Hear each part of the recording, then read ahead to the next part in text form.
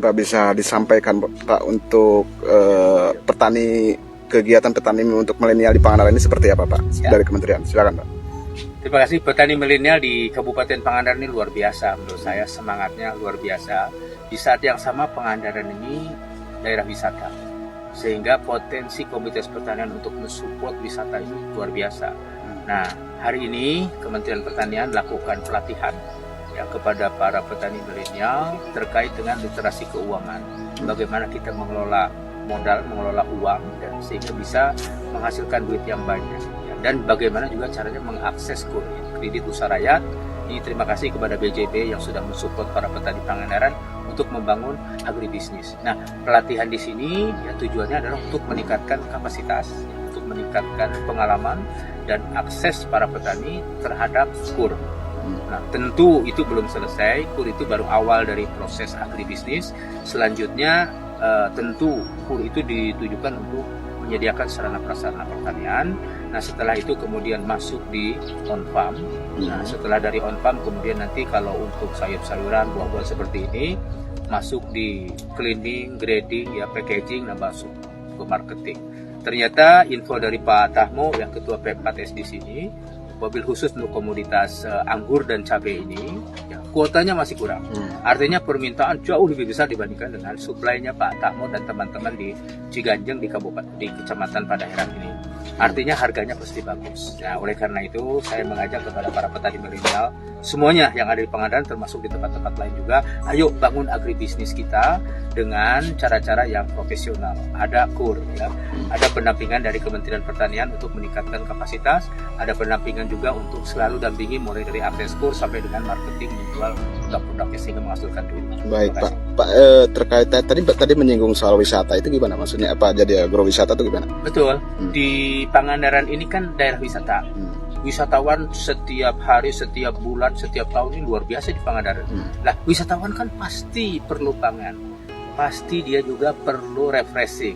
Nah, konsep agro eduwisata yang dikembangkan oleh P4S Taruna Tani Mekar Bayu di Ciganjeng ini itu mengakomodasi itu semua ya. Makanya wisatawan datang ke sini sambil refreshing, sambil metik anggur sendiri. Itu beda loh adrenalinnya. Kalau kita beli anggur di pasar dengan metik sendiri, itu beda. Makanya harganya juga beda, pasti akan lebih bagus. Nah, wisatawan juga selain dia dapat anggur, dapat refreshing, jangan lupa dia juga dapat oksigen yang segar.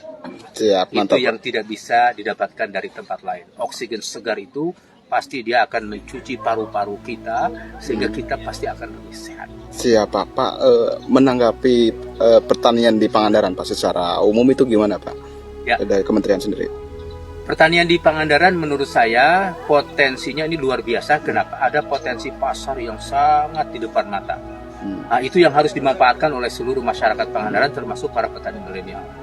Ya, potensi bukan hanya untuk kebutuhan warga Pangandaran, tapi juga untuk kebutuhan wisatawan. Nah, warga Pangandaran, wisatawan itu kan pasti perlu nasi, ya kan? Pasti perlu sayur-sayuran, pasti perlu buah-buahan, pasti perlu telur ayam, pasti perlu daging dan sebagainya. Ini peluang-peluang ini yang harus ditangkap oleh warga Pangandaran. Jangan sampai ada produk pangan justru datang dari kabupaten lain, apalagi provinsi, apalagi negara lain, nggak boleh itu. Ya, tapi semua kebutuhan minimal untuk wisatawan dan warga Pangandaran dipenuhi oleh warga para Pangandaran sendiri. Siap, dan Pak. Itu peluang pasar, peluang duitnya yang luar biasa. Siap. Satu lagi Pak, ini menanggapi pupuk Pak. Pupuk kan kemarin katanya petani di lapangan kesusahan. Nah, ini menanggapi hal itu seperti apa Pak? Dari tahun lalu ya alokasi pupuk subsidi sampai dengan 2024 itu hanya 4,7 juta ton. Ya, NPK plus urea. Nah, tentu ini kurang. Ya, makanya dulu 2018-2019 itu alokasi pupuk itu 9,5 juta ton. Nah, sekarang karena harga pupuk naik, sementara alokasi duitnya tetap, berarti volumenya kan berkurang terus. Sampai dengan 2023 kemarin, 2024 hanya setengahnya, 4,7 juta ton. Nah, menyadari itu, ya Menteri Pertanian, Dr. Andi Amran Sulaiman, sudah berkali-kali mengusulkan ke Presiden agar alokasi pupuk ditambah. Alhamdulillah Presiden setuju, Menteri Keuangan setuju, bahkan sudah dibahas di DJA. Sekarang anggaran sudah ada, kemudian proses produksinya oleh Pupuk Indonesia juga sudah ada, ya. sudah disetujui sekarang menjadi 9,55 juta ton pupuk urea plus NPK siap untuk didistribusikan kepada seluruh petani Indonesia ya mulai saat ini juga. Ya, artinya petani yang tadinya mungkin 1 hektar itu hanya dapat 1 kintal. Nah sekarang bisa bertambah sesuai dengan RDKK yang sudah disusun oleh pemerintah kabupaten kota. Siap. Oke Pak. Izin nama siapa Pak? Saya Dedi Nur Samsi, Kepala Badan Penyuluhan dan Pengembangan SDM Pertanian, Kementerian Pertanian. Terima kasih. Pak. Jangan lupa like, subscribe, dan share ya.